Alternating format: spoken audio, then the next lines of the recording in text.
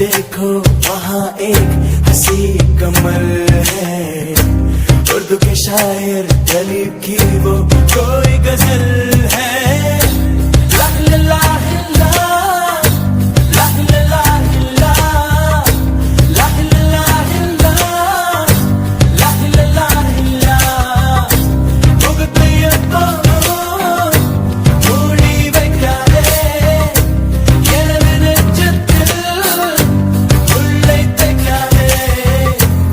என் கண்மணி காதோடு சொல் உன் முகவரியோ, என்னாலுமே என் பாட்டுக்கு நீ முதல்வரி.